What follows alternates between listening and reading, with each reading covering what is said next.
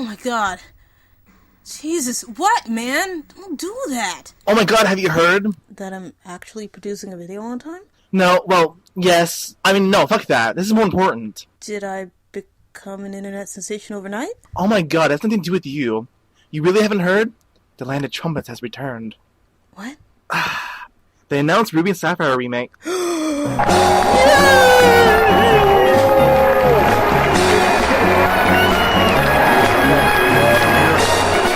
Too bad you don't have a 3DS to play it on. Bitch swerve.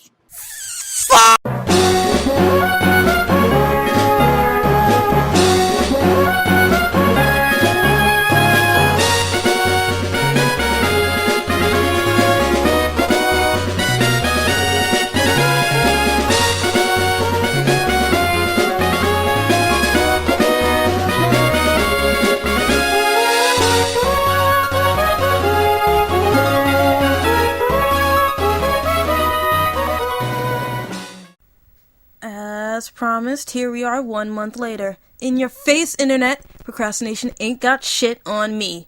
And hey, you, asshole, fuck you, 'cause it's still May. That's still a month. Anyway, with the announcement of the Land of the Trumpets, I figured, why not catch up with a Pokemon creepypasta? Now, unfortunately, this one was taken down as of October 2013, but there's a link in the description of somewhere you can read it. And I have a copy if you want it, but I won't give it to you because I'm an asshole. So, without further ado, I give you Drowned Ruby. Our story starts with the author reminiscing on Pokemon, noting how the older games are remade and essentially replaced, and how they went through the Pokemon games from generation to generation up until 5, stopping at Platinum, claiming the concept of Pokemon to be too far-fetched. I see what you did there. Not that funny, but I see what you did there. So, the author goes through their collection of games and finds a Game Boy Advance, and decides that it's time to play some good old Pokemon, and decides to play, you guessed it, Sapphire. Yeah. I know what I said. Shut up. So, they said that the copy of Ruby had been bought at a local game shop a long while before the story's events, which should justify why it would be glitchy. Buying it from a game shop doesn't automatically make it glitchy, but it is possible. I know I bought a copy of Pokemon Yellow when I misplaced it the first time, and that copy wasn't too good, because it didn't save when I hit save, and every time you turn the game off, it would just bring you right back to the beginning of the game no matter where you saved. Beating Brock had never been so fucking frustrating! Yeah, I'm talking about you, you damn no-I-having smug-ass dick piece of shit! I digress. The game started up like normal, but after getting to the title screen, the author notices that it doesn't look quite right. The words Ruby version are missing. Groudon stood still in the center, but was no longer glowing red. Instead, he was, quote, filled with gray light that faintly filled and dimmed him. Faintly filled and dimmed him? Whoa, guys, check it out! We've got a real Edgar Allan Poe on our hands! His eyes were now gray, and instead of magma flowing behind him, it was blue like water. Anyway, when start was pressed, instead of being brought to the continue menu, a message popped up. The author hit continue and standing in front of the house in Littleroot. The screen, however, was tinted blue as if underwater, and all the NPCs were gray and spinning in circles, or what looked like swimming, I guess.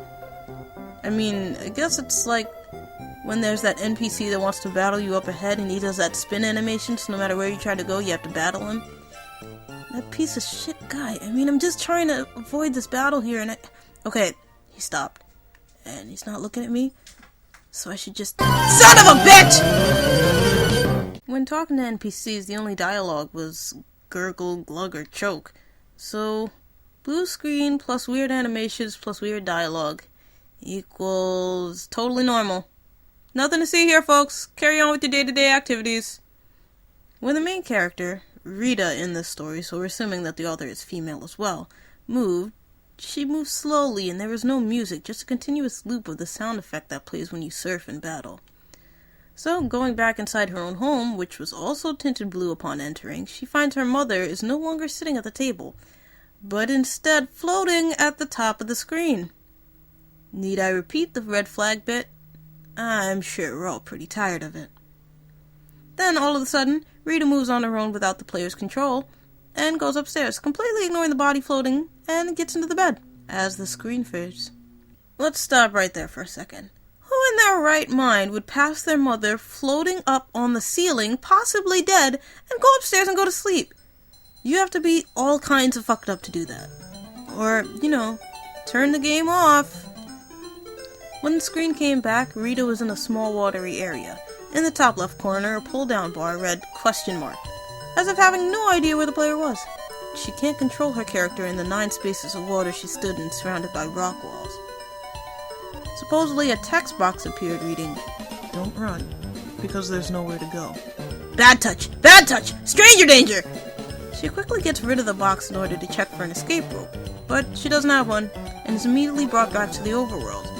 Her character is apparently now deeper in the water. Yeah, we get it. Drowned Ruby, she's drowning. But this is where things start to get cryptic. A Pokemon cry comes from the speakers, and then text appears. There's nowhere for you to go, and no one's here to help you. Well, I guess it's time to stop playing Pokemon then. Good night! Z. However, text boxes appeared, one after the other, asking how it felt to be abandoned and left to die. Then after a few seconds, well, I'm waiting for this story to be over already. The character sprite sunk lower until only the bandana on her head was visible before text appeared. Again. Reading, Rayquaza used dive. Ooh, legendary! I wonder what it'll look like in the remake. The screen turned dark blue, and the character sprite was just barely visible, but was apparently moving in weird animations. Then the Pokemon menu appeared. The sprite's animation started frantically, body parts thrashing about, before slowing down, almost to a stop. The 6th Pokemon of the party was opened up, a Mightyena. Slumped down, fur clumped together like it was wet, color had drained from him, and he looked bloated almost. Its eyes were gray with a red ring around them. See, you don't need to conform to fucking society standards. You can be as bloated as you want to be. Oh, what?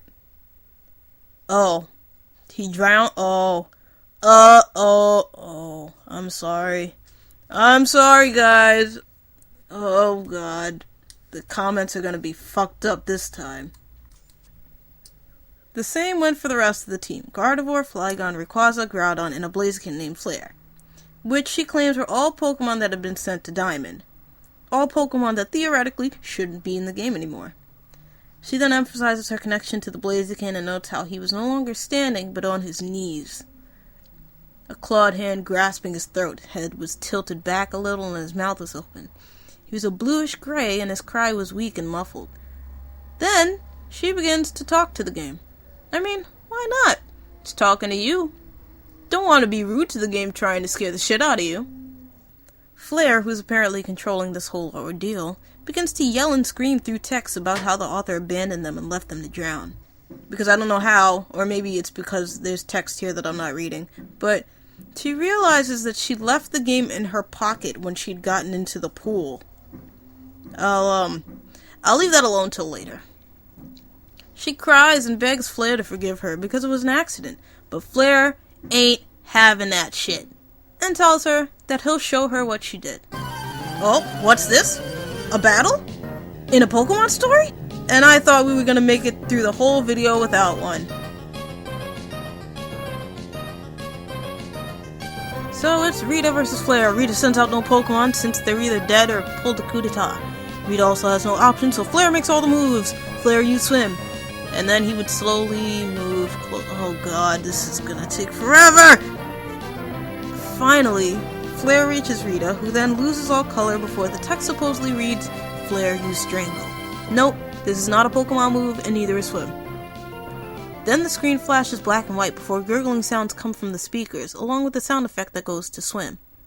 Then she's brought to the overworld, where the sprite was in a similar position to her mom, mentioned earlier. Then the trainer card popped up, and Rita was not so pretty, to say the least. The colors had drained from her, she looked drenched, clothes and hair stuck to her. She was on her knees, looking up with blank, cold eyes filled with anguish and fear. One hand clasping her throat, the other clutching the space where her legs were resting. Her mouth was open, and soon the camera zoomed into her. Then she screamed loudly! So, instead of freaking out and throwing the damn thing across the room and against the wall, or something, she instead screams at it.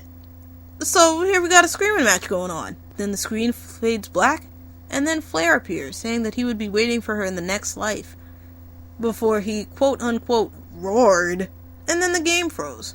So here we are staring at a blank screen. Cool.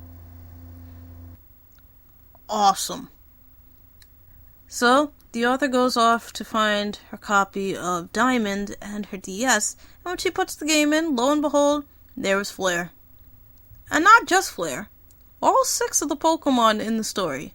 Then, the author ends the story with this. To this day, I'm not sure if what happened was real or not. Maybe I'd been tired, or maybe I did see it. Not 100% sure. But I do know that game wanted me to know what I did to it.